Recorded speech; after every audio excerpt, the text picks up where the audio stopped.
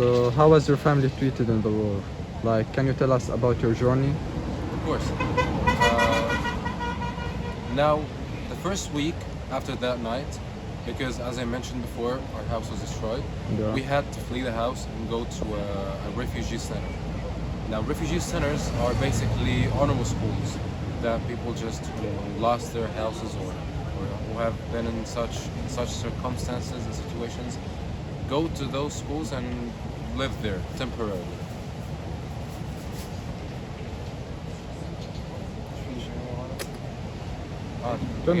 Keep going.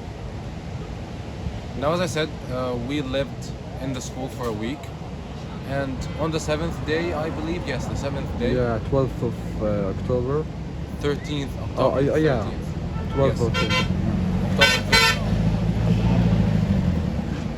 October 13th, that's when they threw papers at us, telling us to flee the north and the center of Gaza and go to the south.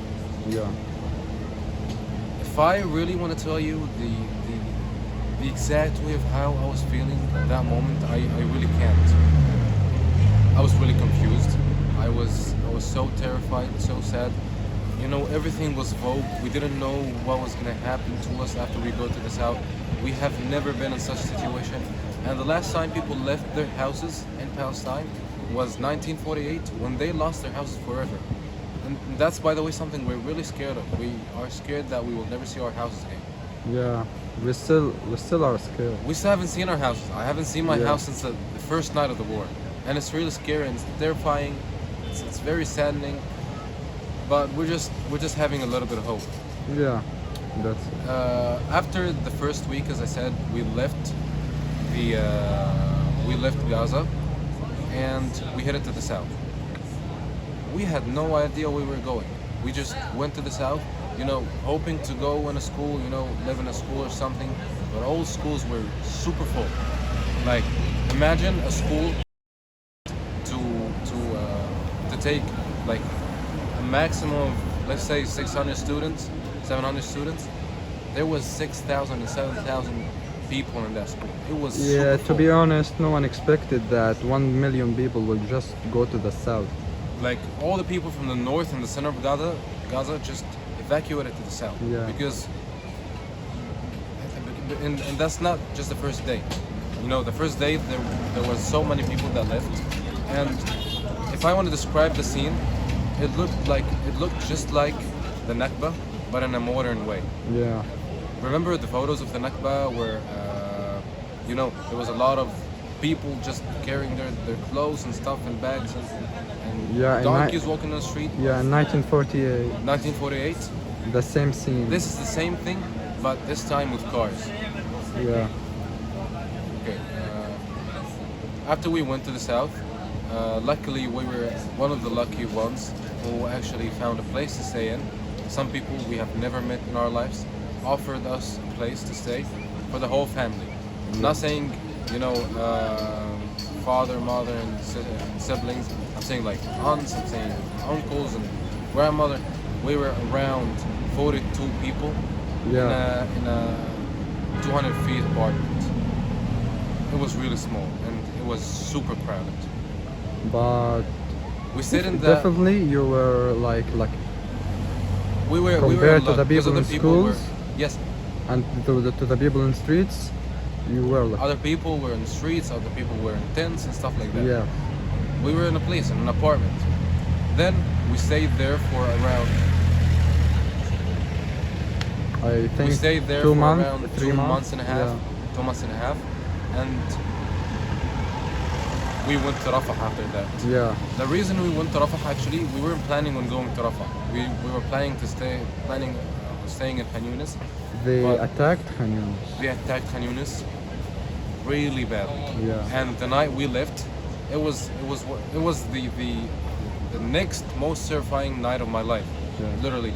That night, I can assure you, I heard all military machines, all guns, all types of airplanes, aircrafts and stuff like that. It was super scary. So next morning, we just woke up and had our everything. So next morning, we just woke up and got everything ready and just left Khan Yunis. We headed to Rafah, and We lived in a tent. Can you tell me exactly where in Rafah? We lived exactly right on the Egyptian border. Yeah. So, So whenever you're bored, you just go to Egypt. I look at Egypt. Yeah. I actually used to do that a lot every sunset, and that's actually weird because my whole life I've been used to sunsets on the beach, but in Rafah sunsets were in Egypt. Like I look at the sun just going down in Egypt.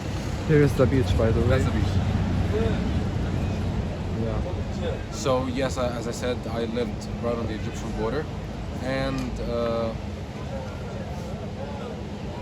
hold on, I forgot what I was saying. خلص معي أصلاً. We've been living in a tent ever since. It's been like 6 months.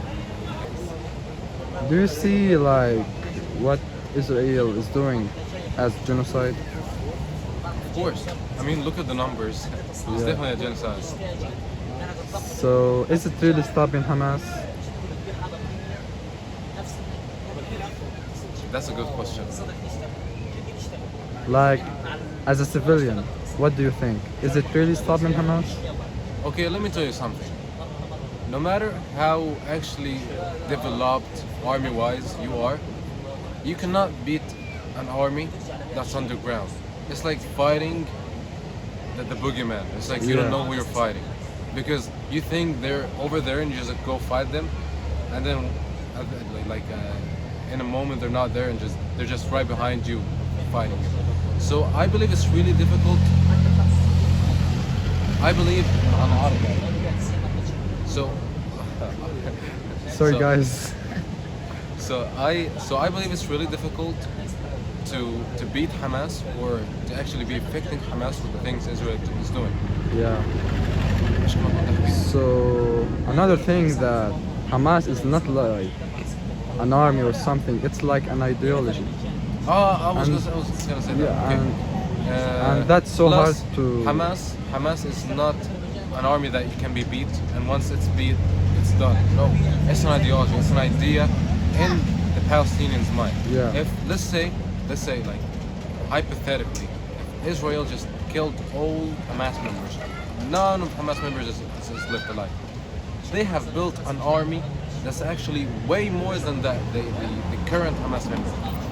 Like Everyone who lost a family member, a friend, exactly. spouse, whatever, they're gonna join the new Hamas. Hamas is an idea that's in the minds of Palestinians. Not all Palestinians, of course, but a lot of Palestinians have the Hamas idea inside of them. Yeah. So like. And I want to say something. Hamas is not what you guys think it is. Hamas is not what the media is trying to show you that is.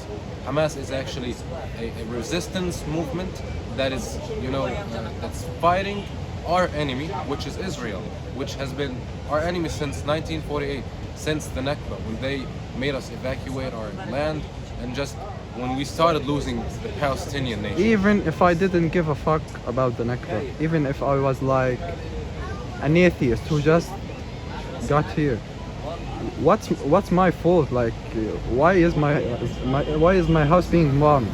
Exactly. I'm just a civilian trying to live. Yeah, And Israel is literally stopping me from the very, very basic rights.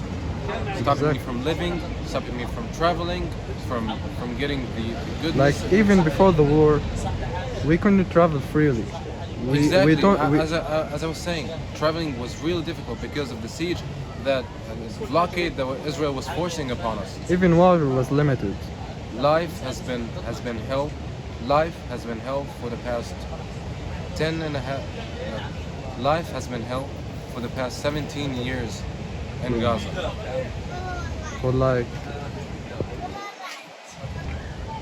there is a famous like saying in Palestinian culture, which is from the river to the sea, Palestine will be free. So what does that mean to you? Well, I think it's.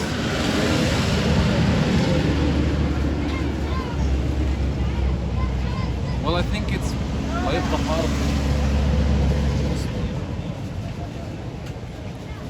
Well, I think it's pretty self-explanatory. From the river to the sea, Palestine will be free. These are the borders of Palestine. River to the sea. The borders, the original borders before 1948, before the Nakba, before Israelis took the land. Yeah. So, do you think Palestinian and Jews can live peacefully together? Of course, we lived with Jews peacefully before. As I mentioned, before 1948, there was a Palestinian nation that Jews lived in peacefully with the Palestinians, and Palestinians had no problem with that at all. Our problem is with Zionists, not with Jews. We don't have any problem with Jews. Matter of fact, I have some Jew friends. When I lived in the US, I made some Jew friends, and I didn't have any problems with them.